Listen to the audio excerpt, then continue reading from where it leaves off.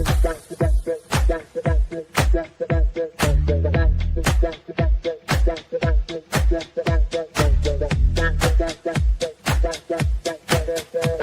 Connections Radio presents. This episode of Thinking into Results is brought to you by Classy Communications PR and Advertising. Classy Communications provides public relations and marketing solutions for businesses, professionals, and nonprofit organizations. They can deliver the true meaning of your business with press releases, social media marketing, web development, email marketing, book publishing, and much more. Wherever your potential clients are, they can help you connect with them. Visit classycommunications.net to learn more about their suite of services that can help your business stand out from the rest. Classy Communications is your solution for business success. I guess you can be very successful without one, and probably some people do. But I would not have accomplished anywhere near what I have accomplished without a mentor. I have had a number of mentors, and my whole life has changed dramatically. I went from going nowhere to having a business that operates all over the world. If you want to win in a big way, you want to get a mentor. It's almost like getting a direct pipeline from their mind to your mind, where you're gaining all their wisdom, all their experience, and all the studying that they've done over a number of years. And like that, you get it all in a short period of time. Are mentors important? Well, I'm going to tell you, mentors literally changed the course of my life. Let's take a look at what Thinking into Results is and what it could do for you, how it came about. You see, my life had changed dramatically. I went from earning nothing to earning over $1 million a year. And I was sitting one day and I was thinking, how did all this happen? Do you know, I was reading Think and Grow Rich. I was studying Earl Nightingale's material. But a lot of people have read those books and studied Earl's material. And they weren't accomplishing what I was accomplishing. So I had to ask myself, what am I doing so different? You see, I had been raised to believe if you're going to earn a lot of money, you've got to be really smart. I was earning over $1 million a year, and I didn't think I was that bright. I was also raised to believe if you don't go to school, you can't win. Well, I hadn't gone to school. I went to high school for about 2 months. I didn't have a good job. I owned the entire company. If you want to be happy, healthy, and prosperous, it's all here. Thinking into Results is going to show you how to get it. If what I've said really triggered something in your mind and you're thinking maybe, contact the certified PGI consultant, hit the button, leave the information, do yourself a favor, sit down and talk to them about what this program can do for you. This very well could be the decision that will change the rest of your life. Thank you, Bob. And welcome to Thinking into Results, presented by S&J Mentoring, where we show you how to accomplish your dreams. As you can see, it's just John today, not John and Sid. Sid has had a couple of obligations that he had today, so it's just me.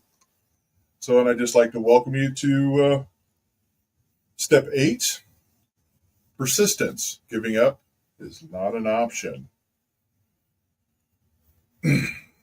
You know, I went through and I made a whole bunch of notes, and I have a whole bunch of things here I was going to talk about, demonstrate a whole bunch of wisdom to everybody. And you know what? I kind of got thinking about what persistence does. And there's a lot of good things here. It's persistence is a shield against the inevitable obstacles, because when you set a goal and you go after them, you're going to have all kinds of obstacles you're going to run into, because honestly, you can't improve yourself without conflict of some sort. You need to learn. It transforms desire into reality. When you're persistent and you're constantly chasing and going after and headed for that dream and redirecting as you're supposed to redirect, keeping your eye on the dream and headed that direction, it brings that desire and makes it stronger and stronger, because you're getting closer and closer to that goal, and your things are going to be, wow, I'm going to actually accomplish this. And I'm just kind of reading the bullet points because I think it's kind of fun to just, I've gone through all of this. It's like persistence induces the subconscious mind to work for you. See, I come up with all of these big sayings, but it does. Being persistent, because we've talked about conflict with the conscious mind and the subconscious mind. The conscious mind kind of being up here where you think about things and you have your desires, you have your imagination, you set your goals, you write them down. It's all done with the conscious mind. Behavior is done with the subconscious mind. And sometimes our behavior conflicts what we want. And that's because we already have set behaviors. And our subconscious mind just kind of operates on autopilot. And so you're trying to get that pilot to change course and go the direction you want it to can be conflicting because you got to change that course of direction. So being persistent about that's one of the things that helps you accomplish these things, get your mind in the right direction, get it going where it needs to go. And so that's the third bullet point I had. The fourth bullet point I had is persistence test. Success favors those who endure. A lot of people go, well, like when a band becomes popular, man, they're an overnight success. I guarantee they weren't. Most bands become popular 10 years after they're a band. Or a movie star becomes a movie star several years after they start. But they're just persistent. They get the lousy parts. The bands open up in bars and play for drunks a lot. Or they start playing, for a stadium full of drunks. But,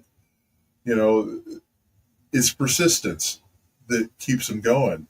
I remember a story one time, I don't know how many people are into heavy metal, but I watched a documentary on Metallica, and they were like, I think it took them 12 years to get their first success. And they said that they were so poor that they would eat what they called hand sandwiches, where they would literally take a piece of bologna and some mustard, put the bologna in their hand, put the mustard on the bologna, wrap it up like a sandwich and eat it. And that's what they had for the day. So it's not like these people came on the scene immediately, but a lot of times that's the way we perceive it. And we've talked about perception in the past. We've talked about, I could show you my phone and say, well, this phone doesn't have a glass face. On my side, it doesn't. So it's all about the way you see things.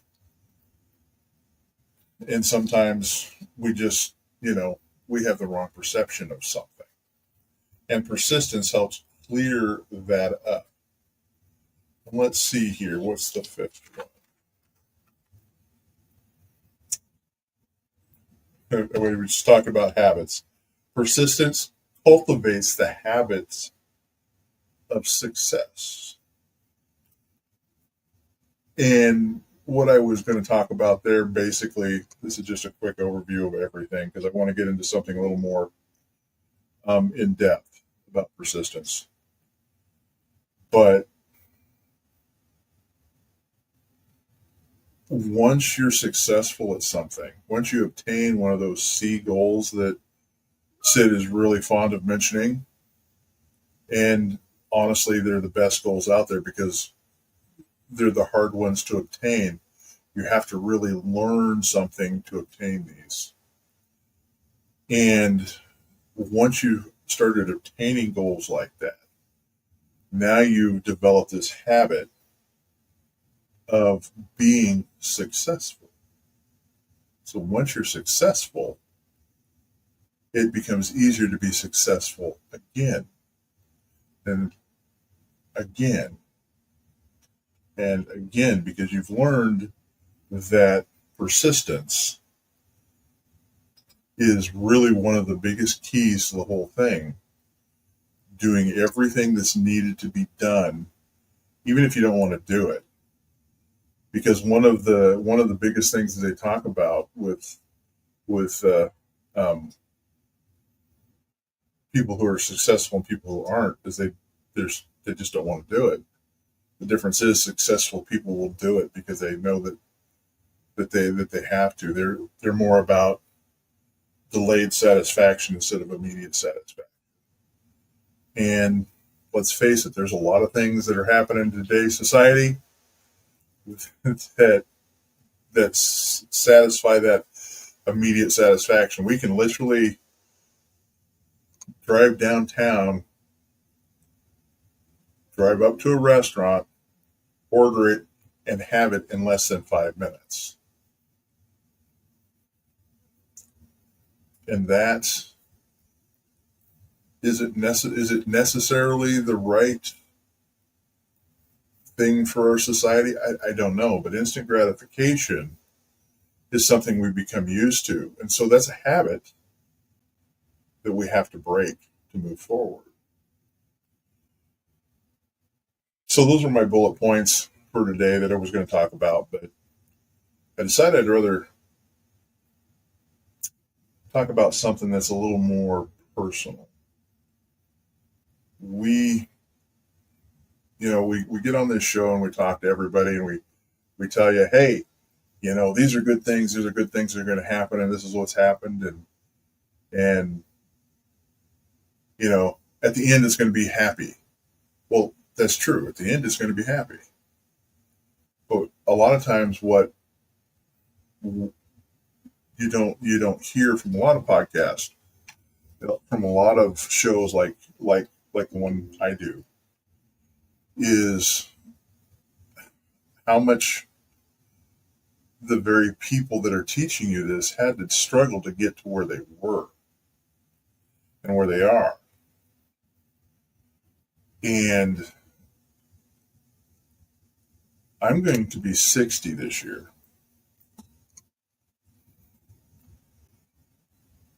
And I don't know if I've told you, I think I have, but how difficult it's been to get to having calm and peace in my life and getting towards my goals and seeing my goals starting to accomplish. How hard it's been for me. I mean, it's been very, very difficult.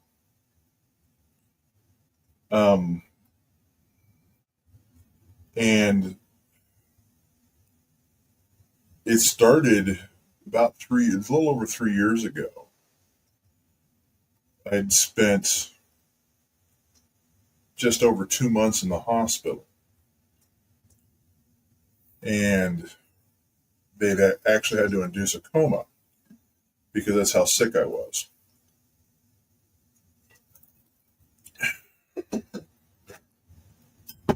And when you're in that situation, it's very deflating and it's very defeating, because when you're going through that alone and you don't know what the outcome is, you don't have really any kind of support, it is a very difficult, psychologically hard place to be as a human being. And you don't see anything in the future. It's wow. It's one of those things that nobody else is going to understand, because it's so traumatic and most people haven't experienced something like what I went through. I was in the hospital for 2 months. They put me in a coma. I don't even know how long it was. I think it was 4 or 5 days. I think that's what my daughter told me. And she only knows because they were talking to her on the phone, because she was several thousand miles away. And then when you come out of that coma and they tell you, oh, by the way, we're considering removing your legs, your lower extremities from the knee down, because we can't feel the heart rate. Your legs are cold. Your legs are the color of my shirt. Okay. These are things that I was going through. It was very difficult. And when I finally got out of the hospital, I was on 9 liters of oxygen. And they told me I would never come off of that. I had to use a walker. I could barely walk 20 or 30 feet without being exhausted or accomplishing anything. And I was told that I would be doing that forever. Well, now it's a little over 3 years later, and I am no longer, I've got off the oxygen. I don't use a walker. I still use a cane, but not as often as I used to. I still have my lower extremities. It's a good thing. But they're healing. But here's the thing. When I got out, and this was March 18th, 2022, it's a day I'll never forget. That's when I got out of the hospital. I went home. I'm kind of sitting there I got this big blue tank that's pumping oxygen into my body so that I can survive. I have to use a walker so that I can just get around and, go to the bathroom or fix a meal, watch television. It was really, really hard to deal with. But I had taken this course, Thinking into Results. So I started studying it again, and started applying it to me, not studying it to learn it for the material and regurgitate it like school. I decided that I needed to reflect on myself. And I said, okay, what's the first goal I need to set? Okay, I don't want to be on the oxygen. So I started doing the affirmations. I'm not going to be on oxygen. I'm going to be able to breathe on my own and move forward. Because if you're in the medical field, 9 liters of oxygen is a lot of oxygen. And I mean a lot of oxygen. So I started finding ways of increasing my oxygen saturation, which is what oxygen does. It causes your body to absorb it in all your cells so that they can mend and do what they're supposed to. So I found ways of doing that. I found breathing exercises. I found other exercise. I found mental exercises, music that would help. Taking the time every day to get quiet and think about my life and where I'm going. Writing the affirmations down as to what I wanted, how I wanted my health to look, and how I wanted my life to look. And I came up with these affirmations. I say them every day, and I start doing them. I get off the oxygen in about 3 months. A couple months later, I'm walking with just a cane. I'm not walking very far, and it's almost impossible to get up steps, but I'm still walking.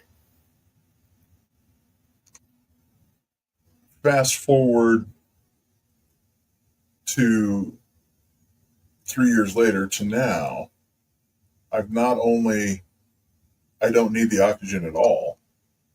My oxygen saturation is doing great because I still do those exercises because I'm consistent and persistent about it. All of this came about because I was persistent. I continued to want to know and want to get better and to make my health better. And I was also leaving myself open for the universe to say, okay, here it is. And I learned, because I was persistent about it, to recognize, oh, what's this idea? So I did this. I started learning more about how to eat properly, how to understand your body a little better, All of this came about because I kept being persistent about it, kept pursuing it, kept moving forward. And yeah, there were times I just was like, this isn't worth it. I remember when I was trying to get off the oxygen, that was so difficult. I'd run out of breath in 10 or 15 seconds. It didn't take very long because my whole body was compromised. I didn't realize how much damage was done inside because I had what's called hypoxia. I don't know if anybody knows what that is, but it's retention of carbon in your lungs. You're not releasing it. So it builds up in your body. It's literally poisoning yourself to death. And I started finding exercises, like I said, breathing exercises that actually expelled the carbon. And I started feeling better. Started getting a little more endurance back and a little more endurance back. And as I went on, within 6 months, the time I got out, because I was so persistent on getting better, I was able to drive across country from literally one coast to the other by myself. And I had earned enough money driving Uber to do this. Even though I was that sick, I was still able to push myself because I knew I needed to do it. I knew this is what I needed to do to make my life and my health better. And it's amazing just how being persistent with this is, and being persistent about pursuing what you want. And I decided not to let anybody discourage me because I made these decisions. Nobody else gets to make these decisions for yourself. You have to make these decisions for yourself. I can't make them for you. I can help you accomplish it and I can show you how to do it. But you're the one that has to make these choices, just like I did. I had to come to the realization that I was at fault for whatever situation I was in. Even if the situation initially wasn't caused by me, staying in that situation is my choice. Does it make sense? It should. Because we are where we're at because of the choices we make. We have to change these habits. And the only way it's going to happen, the only way you're going to accomplish what you want, that's what I want for you, is for you to accomplish what you want, because it's so great when you can do that. When you go through all these trials, when you have all of this learning that you have to do and grow from, because you're here right now, and what you're wanting is up here. Well, you have to grow to get there. And I say a lot, I'm no longer stopping 3 feet from the gold. And what that means is you get up here, you need to be up here. You get to here, and then you hit this roadblock. It's like being slammed by a wall. And now you're like, you know what? Maybe there's a reason why I'm not accomplishing that goal. No, you just now made a choice to fail. Being persistent in the simplest form is making the choice to succeed no matter what. Pushing yourself to the limits, learning from your mistakes, and continuing to move forward no matter what may come your way. And I can tell you right now, when your health is as bad as mine was, when you hear things like I heard, we're going to we want to amputate your legs. I like my legs. I want to keep them where they're at. Thank you very much. When you hear you're going to be on 9 liters of oxygen, well, what does that mean? Oh, I'm going to have a hose attached to me for the rest of my life? I like to be able to go do what I want to do. I want to go fishing. I want to go do things with my beautiful wife. I don't want to be restricted by a hose. I want to be active. And the only way that's going to happen is for me to fix this. So I had to be persistent with it. I'm going to continue to be persistent with it no matter what roadblocks I run into. My eye is on the goal. That's where I'm headed. That goal out there. And if it says change course this direction to hit this goal here, I'm going to do it. And sometimes it's hard to say I'm going to do that. And that's really all persistence is saying that's where I want to go and I'm going to do that. This roadblock comes up. Okay, I'm going to remove that obstacle and I'm still going to go forward. Because that obstacle means nothing to me. Because that's where I'm going to be. In a nutshell, persistence is telling yourself here so that your habits are changed by your subconscious that this is where I'm at, this is where I'm going, and it will take you that direction. You have to believe this is where you're headed. You have to see yourself there, and you have to be grateful that you're there even though you're not. Because you need to attach an emotion to it so that you can stay persistent and stay the course. And that's really what persistence is. I really appreciate you guys spending your time with us. If you wish to learn more, you're welcome to visit our website at sj-mentoring.com. Again, it's there on your screen. That's sj-mentoring.com. Please fill out the contact request form. This way we can set up our free consultation. We give you a free consultation. We try to find out what you are wanting so that we can decide whether or not we can help you.